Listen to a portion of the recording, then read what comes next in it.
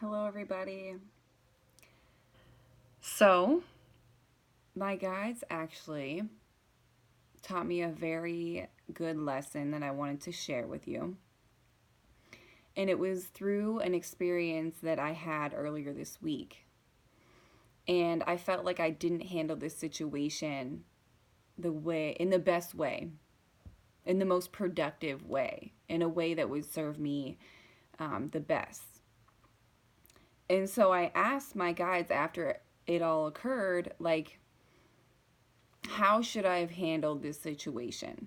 And how it works for me is like a lot of times I'll pose questions to my higher self or my spirit guides, and it's all the same. And sometimes I'll get an answer very quickly, and sometimes it takes days. And so I think this happened on like Monday or Tuesday, and I received my message yesterday, which was a Friday. So it took a few days for me to receive this, but now that I have, I wanted to make a video on it because I think it's really important. Okay, so what happened was I was in the store and I was walking through the aisle in the automotive section because I had to get some like coolant for my truck. And suddenly I'm pushing the cart and I have my two littlest ones in the cart. And then my two older kids were at school. So I'm cruising along, and all of a sudden, and I have like my tights on because I'm about to go to the gym. So I have like my gym tights on, and just like a cut off t-shirt, gym shoes, like ready to go to the gym. Not that it really matters what I'm wearing, but just so you can get a visual. So I start to walk down this aisle, and immediately this middle-aged guy, probably in his 50s, um, he wasn't dressed like a scumbag or anything. He looked like he would be a nice person, in general. He makes a comment at me about my leggings. And I'm just like, haha, what I usually do, just laugh it off because I'm trying to make an uncomfortable situation more comfortable for myself, because situations like that are very difficult to deal with as a woman. And then I start going further, and he makes another comment like, those are your kids, I can't believe you have kids, like, just like riding this border of inappropriateness and like crossing boundaries and all this kind of stuff. And it's just like, in those situations as a woman, a lot of times we feel like the path of least resistance is to laugh it off, be like, haha, yeah, like whatever, because confronting it would make it more uncomfortable. But what we do there is we give our power away to that individual when we don't speak up and say something. And I'm just going to finish the story before I really go dive deep into what my guides told me the answer to dealing with this situation was. So I laugh it off. And then I hurry up and get what I need, and I go to a different section of the store to get something else that I need. And then I go to check out, and after I check out, as I'm like pushing the cart out, all of a sudden he pops up out of nowhere, like has one bag in his hand. He must have just like bought one thing and then was about to leave, but like it wasn't like he popped out from the checkout line like he just checked out. It was like he was waiting for me to leave so he could say something again. And so that's when I'm like, oh, like that's when the shit really got uncomfortable, because it's like, okay, then you get into like fight or flight mode. Like, is this person trying to like, are they going to follow me again out of the parking lot? Like, all these things start running through your mind as a woman. And I have my kids with me. It's like, because athlete Kelsey is like, if I'm alone, I'm not even worrying because I could outrun anyone, right? But like in my head, I was like, all I was thinking about is like anything that he could do from this point on, and what my response would be to survive it, in the most smooth way. Because that's what we do as women when like things escalate in that manner. Like, we go into this fight or flight, and I don't think men realize what they put us through when they cross boundaries and are inappropriate in the way that they address women. So anyways, thankfully I left the store. I made sure I kept an eye on him so I could see where he was, just to be safe. And he ended up leaving before I was done like getting the kids in the car and putting my stuff in the truck and everything. And so I was like relieved, and I was like, well, what if he's like parked somewhere and then he'll follow me afterwards? Like he wanted to make it seem like he left. Like I'm that person. Like I'm thinking of every possible scenario that could happen. I don't like to be a doomsday person, but in those situations, you're just like fight or flight. So you are like, you just innately start thinking about what are the possibilities that could come from this. And in my head, I was like, okay, but I'm going to leave here, go straight to the gym. There's a whole community at the gym who knows me. And like, I ain't worried. I'm going to a public place. Like, you're okay. And I was just, telling myself everything's okay. So anyways, I told, like, after that went down, like, I asked my guys, I was like, how could I have handled that differently? Like, I feel like I was too nice to this person who just scared the shit out of me, you know? And I asked them, like, right after it happened. And what they said was, tell the truth. And I was like, what do you mean by that? Like, tell the truth. And so a few days later, I'm driving in the car, long car drive. Like, you're really, really in the receiving mode when you drive a lot of times, especially if you're going to be on the road a while, like you don't have anywhere to be, you're not concerned about being somewhere, like your vibration will raise because you're more at peace. So you're able to receive more messages, ideas, what have you. I'm sure anyone who's ever driven on a long trip by themselves understands this. So anyways, I'm driving and all of a sudden I'm not thinking about it. That was so just like I left it alone and moved forward. Like if you're a woman, those situations happen. You kind of just have to be like, just let go of it and move on. Otherwise you let it mess with you, So I just let go of it, whatever, move on. And then I received the answer while I was driving. And they were like, what we mean by tell the truth is you have to have in that situation, that specific situation I'm in, and I know that there's a million other situations that this solution wouldn't work. But in this particular situation, which I know almost every woman on this earth has encountered, you need to tell the truth. And what they meant by tell the truth was tell this person that what they just said made you uncomfortable.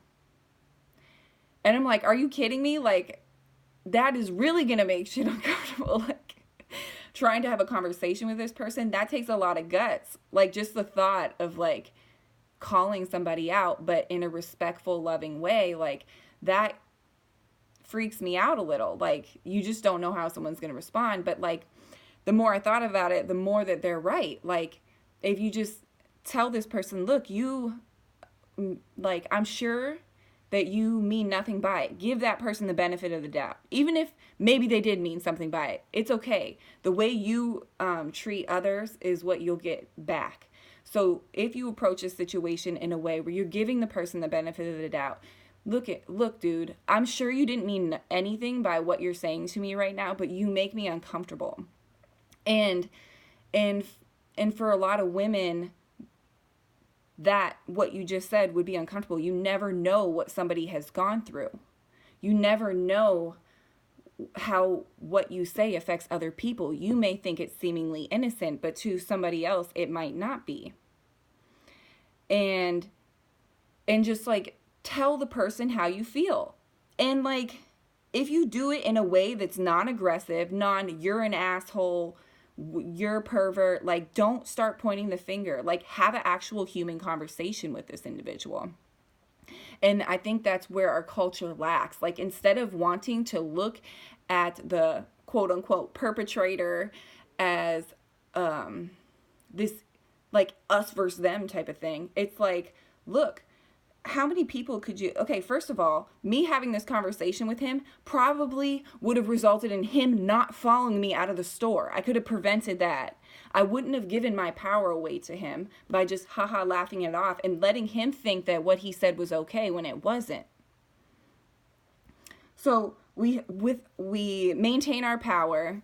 The person doesn't follow us out of the store and continue to do things like that. And maybe they think twice before they say something to another woman in the future. And you save her from that uncomfortable situation. Like, it's this snowball effect of helping each other. You're helping him be more conscious of what he's doing. Therefore, in the future, he makes changes.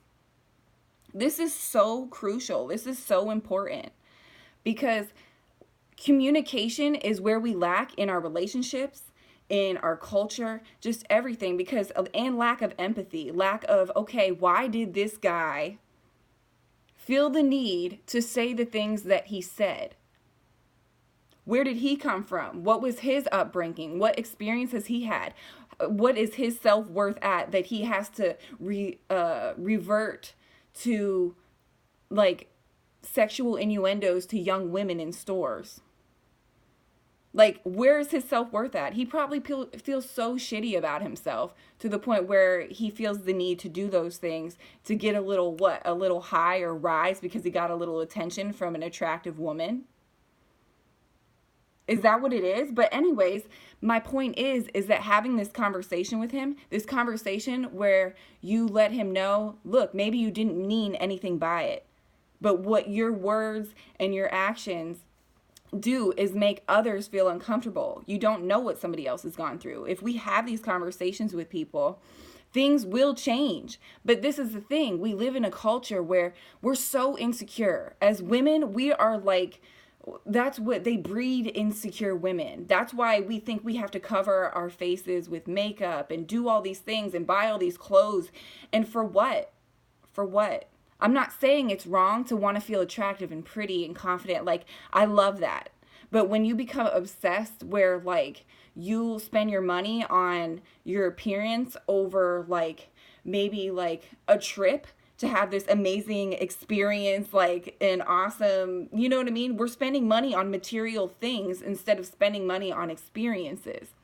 And I know I'm going off on a tangent, but the point I'm trying to make is, like, we're insecure, and it's because we don't know who we are. And, like, when we're insecure, it's, and most of us don't even, like, realize it. And if we do realize it, we have no idea how to get out of it. Like, when you're in that rut this culture has put us in, we're scared to even stand up for ourselves.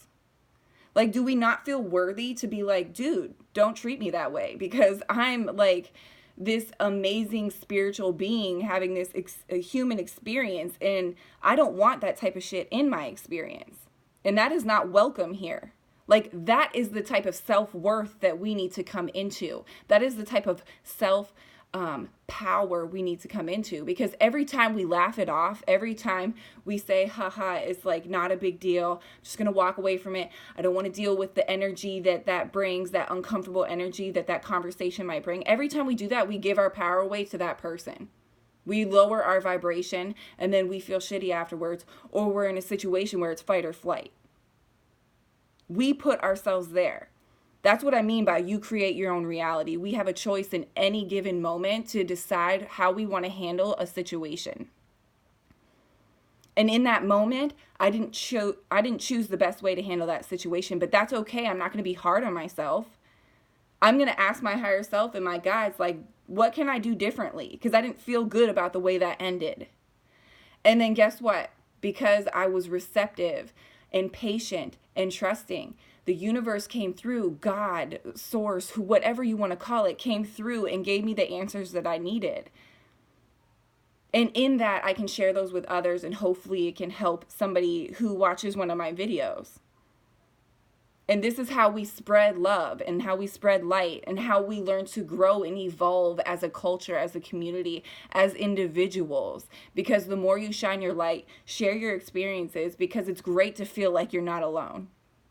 And you're not. We're all just, like, scared to tell our stories, scared to admit our faults, scared to accept our shadow side. The fact that we're not perfect and all those imperfections, we have to accept those, and that's okay. And we have to look at ourselves and be like, it's okay that you're not perfect. Nobody's ever going to be perfect, and everybody is trying to be like each other and fit inside one little box. And because we're trying to do that, we are so not in resonance with who we really are, because who we really are is not in that box. Who we really are is something that we have to figure out within ourselves. And it's not going out and wearing the same brand name as somebody else, or being interested in the same music as somebody else, like, just because they're your friend or your boyfriend or whatever. Like, who are you? But anyways, that was the message I wanted to share, because I feel like a lot of times as women, and men can be in weird situations like that too and not tell the truth and just laugh something off. This isn't just a female thing. This message isn't just for women. But I wanted to share it because we give our power away. And it's really like the feeling you get after you give your power away because you laughed something off and you didn't stand up for yourself is like you energetically feel your vibration lower through your emotional state. You don't feel good about it. But the great thing is when you do those things, you have another opportunity to perceive the situation in a different way. And when it comes back up later, you have the opportunity to handle it totally differently and grow from it. And once you do it once, because I know I'm going to eventually have to do this, I'm going to have to stand up for myself. And it makes me feel like uncomfortable. And I have a fear towards it. But we have to face our fears. I'm going to face the fear of standing up for myself verbally in a conversation with somebody in that situation. I will never handle it that way again. Because I know that when I handle it that way, I give my power away. Now I consciously know. I learn from it. So, stay true to yourself. Always tell the truth. Always communicate in a loving way. I love you guys, and I hope this helps somebody. If you're interested in any of my services, check out kelseyfranks.com. I'm also on YouTube, Instagram, and Facebook. Just look up Kelsey Franks. I love you guys. Have an awesome Saturday.